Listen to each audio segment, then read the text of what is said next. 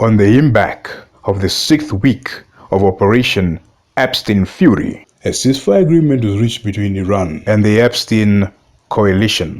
And good evening. We do begin with that breaking news. A last-minute deal tonight between the U.S. and Iran to stop the fighting, at least temporarily, after 38 days of joint U.S.-Israeli military operations against Iran, known as Operation Epic Fury. That agreement announced this evening by President Trump. Just an hour and a half away from that deadline, President Trump seconds ago taking to Truth Social to say that he is talking to Pakistani officials, and based on that conversation, he will agree to stop bombing for 2 weeks. He also says that Iran has agreed to open the Strait of Hormuz.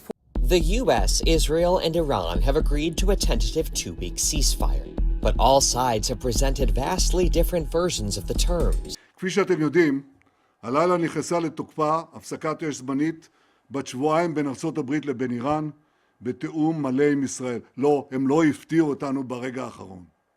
עכשיו אני מבקש להדגיש, זה איננו סיומה של המערכה. A ceasefire that came at a time that Trump and Israel were losing the war.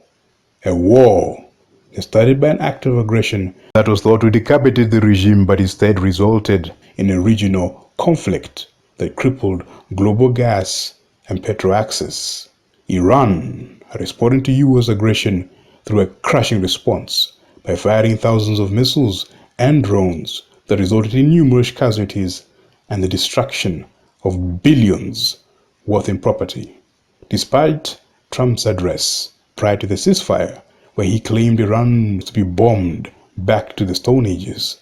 Thanks to the progress we've made, I can say tonight that we are on track to complete all of America's military objectives shortly, very shortly.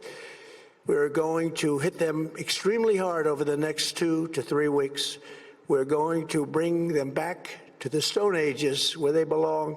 Iran attacked U.S. military aircrafts, radar equipment, and naval assets, plus fired the largest missile attack on central Israel by overwhelming the country's defense systems and putting Israel under their heaviest attack since the war broke out, thereby placing U.S. and Israel in their darkest day yet, with Israel fighting a losing war on 3 fronts. That all culminated in the downing of a U.S. fighter jet within Iran using new air defense systems. U.S. aircrafts were destroyed by Iran, as was the occurrence in the last days before the ceasefire agreement, but the crew managed to escape. One crew member, in particular, was hunted by Iranians as he went missing within Iran. A reward was placed on his head for his capture. A hunt took place against him, with a rescue mission ordered by Trump so as to avoid embarrassment by his capture by Iran. First off, was everyone on board with the operation, or were there people that were trying to talk you out of going through with the operation this weekend? Not everybody was on board. Somebody else within No, there was military people, very professional, that preferred not doing it. These two were totally on board. So we had people that were within the military that said this is not a wise, and I understood that, but I decided to do it. The U.S. then claimed the 2nd Airman was rescued and now safe and sound in a dramatic and heroic rescue, while Iran claimed it was a failure. U.S. aircrafts were destroyed in this rescue mission for the 2nd Airman, with the U.S. claiming they detonated them themselves, while Iran claimed they destroyed them.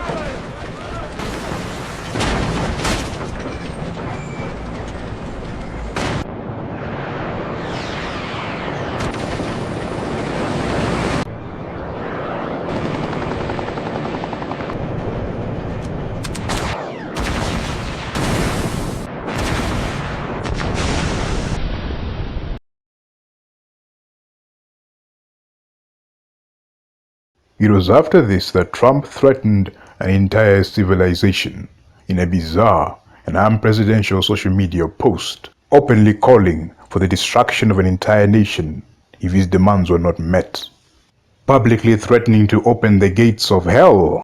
The President of the United States keeps laying down markers. You can't go past next Tuesday at 2 p.m. or whatever. You must open the strait or else you'll be living in hell, as if we're not there already.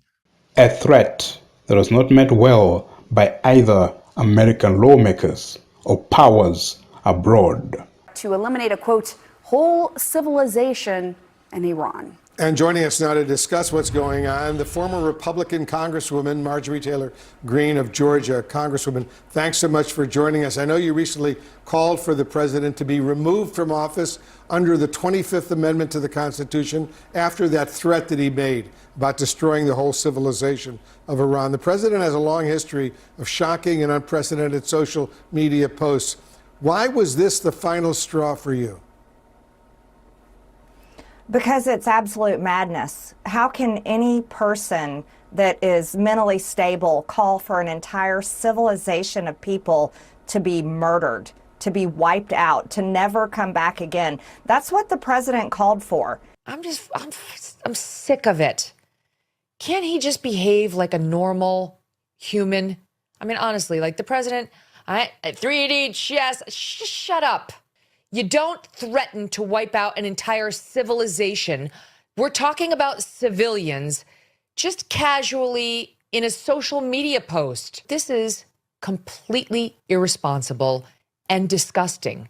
Iranians in response called his bluff, openly daring him to kill them all. This had come after US and Israel had deliberately targeted Iranian infrastructure, including petrochemical factories, pharmaceutical companies, hospitals, and even civilian bridges. They then took credit for it, promising further such attacks in future, which under international law is a war crime. After Trump's bluff was called and his deadline expired, while on the back foot of a crushing Iranian response, Trump still went in between his legs and he cowered out, just as he did with invading Greenland, or making Canada America's 51st state. It was then a ceasefire agreement was reached, giving Iran the victory over the world's largest nuclear power. Iran had won, defeating two nuclear-powered countries even after Trump's lies of total victory. Iran has basically gotten everything it wants in the agreement because Trump was desperate to open the Strait of Hormuz. This is a huge black eye to the United States. I'm glad that Trump didn't engage in increased war crimes or, quote, destroy entire civilization. But this thing, 39 days in, is a total and complete disaster, and we have been right about it. Despite the ceasefire, Israel attacked Iran shortly after, which then prompted Iran to bomb Israel back. I'm going to go over to Tel Aviv to talk to Mike again. Mike, what are we seeing there? Well, Jesse, as anticipated, the sirens are now wailing over Tel Aviv, indicating that another missile is inbound, and it looks like those bright lights in the sky are the missiles, and it looks like you can see an interceptor that is in hot pursuit of the missiles.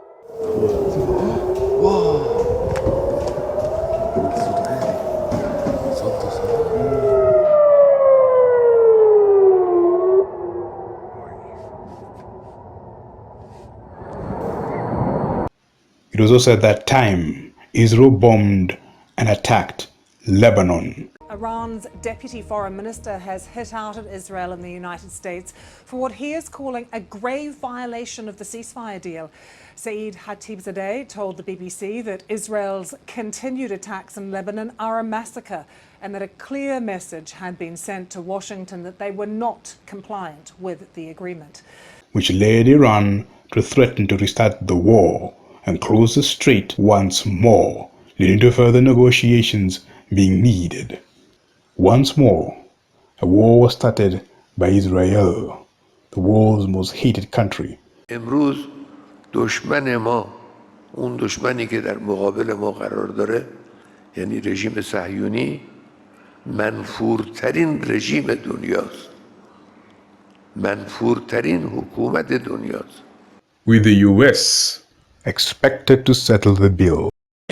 Hey, Orange Pig, America first? Oops. Oh boy, that was the slogan you sold. But Bibi's pulling strings and your vote is getting cold. We're not just fighting for Iran, hear this clear. Your people reached out to us. Yeah, we got the DMs here. If one nation's gonna stand against the Epstein regime's fear, it's us till the last breath. We've been doing it for years. We're standing here for everyone. Your system ever wrong, they've known all along. The enemy was always your government is run by pedophiles. They ordered you to die for Israel. They ordered you to